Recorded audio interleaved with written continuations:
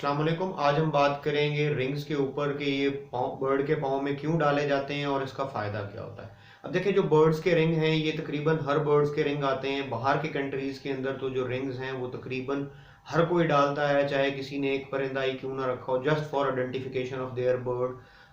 वो ये डालते हैं ताकि उनका बर्ड जो है वो आइडेंटिफाई किया जा सके, क्योंकि वहाँ कई दफ़ा ये होता है कि जब वो किसी को बर्ड देना चाहते हैं तो उन्हें बताना चाहते हैं कि ये बर्ड हमसे बिलोंग करता है ताकि वो उसको ट्रैक कर सकें। लेकिन पाकिस्तान में या इंडिया के अंदर या सब कॉन्टिनेंट के अंदर ये इतना ज़्यादा नहीं है, और उसका नुकसान ये होता है कि फिर ट्रैक आउट नहीं किया जा सकता कि ये बर्ड कहाँ से आया है, इसके अंदर क्या क्या चीज़ें। अब देखें, जो बर्ड के रिंग्स हैं ये हो सकता है आपको लगे कि यार हम कॉमन ग्रे को या कॉमन बजरी को डालेंगे तो यार ये तो बहुत ज़्यादा कॉस्ट पड़ जाती है।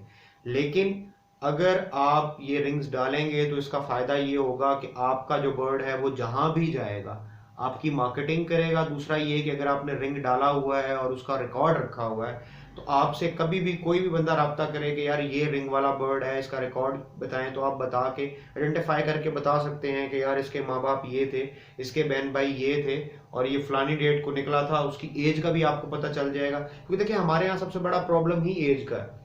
अगर एक बर्ड को रिंग डाला जा रहा है तो उसकी ऑब्वियसली उसने रिकॉर्ड कीपिंग करनी है। अगर वो रिकॉर्ड कीपिंग करेगा तो उससे आपको बर्ड की एज का भी पता चल सकता है ऑलमोस्ट एक्यूरेट। दूसरा ये है कि बर्ड के अंदर कौन कौन से जीन्स कैरी हो रहे हैं, उसके पेरेंट्स किस तरह के थे, सिबलिंग्स किस तरह के हैं, ये सारी इंफॉर्मेशन होती है। मार्केटिंग भी होती है और साथ ही साथ जो है आपका एक जो नेम है वो भी बन जाता है, ब्रांड नेम बन जाता है, आपकी अपनी एक लाइन बन जाती है। अब देखिए, सपोज एक बंदा है, उसने 10 पेयर रखे हुए हैं, ठीक है, मैं कहता हूँ 10 पेयर उसने रखे हुए, उसने 10 के 10 पेयर के बच्चे जब आए, पहली बात कई लोग क्रूनी ब्रीडिंग करवाते हैं तो उनको तो आइडेंटिफाई करना पता ही नहीं होता कि कौन सा पेयर किसके साथ लगा हुआ। वो बर्ड जर्नल बर्ड्स में कोई भी आप बर्ड्स ले लें तो।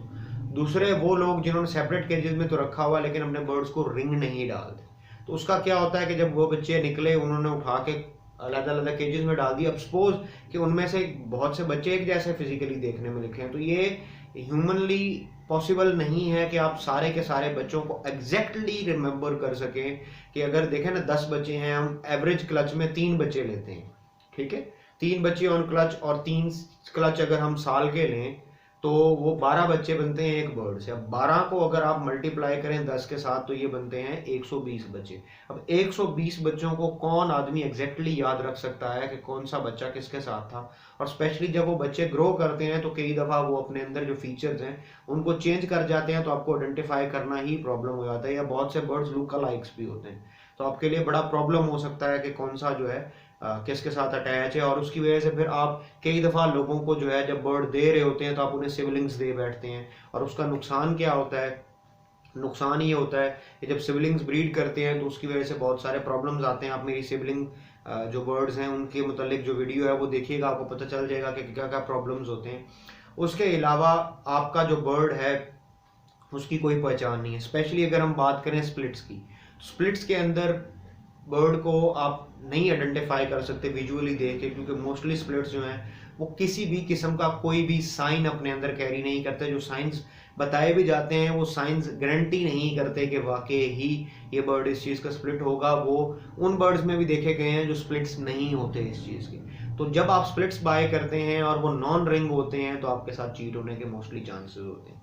इसी तरीके से जब आप लोग अक्सर औकात शिकायत करते हैं कि जी हमें स्प्लिट्स लिए गए और हमारे साथ चीटिंग हो गई, तो भाई जब आपने स्प्लिट्स लिए और उनके पाँव में कोई रिंग ही नहीं था तो आपको उसने कैसे आइडेंटिफाई करके बताया कि ये किसके बच्चे हैं, या आपके पास क्या गारंटी है।